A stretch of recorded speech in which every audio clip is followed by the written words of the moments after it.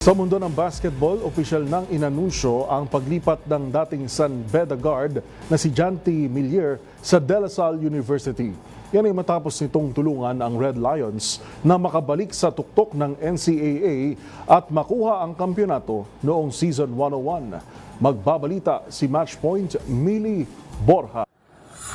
Mula Mendiola ay tutungo na sa Taft si Janty Millier matapos magpasya na sumali sa De La Salle University at maglaro sa UAAP, kasunod ng isang taong pananatili sa San Beda University sa NCAA. Inanunsyo ng 22-year-old guard ang kanyang destinasyon nitong Miyerkules, ilang buwan matapos tulungan ang Red Lions na masungkit ang kampyonato sa NCAA Season 101 noong Disyembre. Kinumpirma ng 6'4" Filipino-American ang paglipat na tuluyang nagbigay linaw sa mga espekulasyong nagsimula nang mamataan siya sa panig ng Lasal noong UAAP Season 88 Men's Basketball Finals noong nakaraang taon. Samantala sa isang Instagram story, ibinahagi rin ni Millier ang larawan kung saan kausap nito ang Lasal coach Gunner at soon-to-be teammate na si Jacob Cortez. Sa loob lamang ng isang season sa collegiate level, agad pinatunayan ni Millier ang kanyang halaga matapos pangunahan ng San Beda sa pagbabalik sa tuktok, katuwang sina Yukian Andrada, Nigel Gonzalez at Brian Saonya. Dahil sa kanyang impressive campaign, napabilang si Millier sa Mythical 5 kasama ang back-to-back MVP na si Allen Liwag ng De La Salle College of St. Benilde,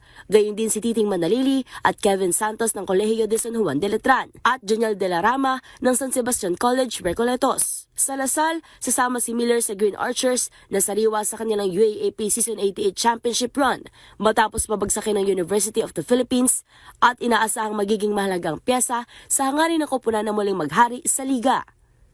At yun ang mga latest updates sa mundo ng sports. Para sa MBC TV Network News, ito si Millie Borja ng DZRH TV, una sa Pilipinas, una sa Pilipino.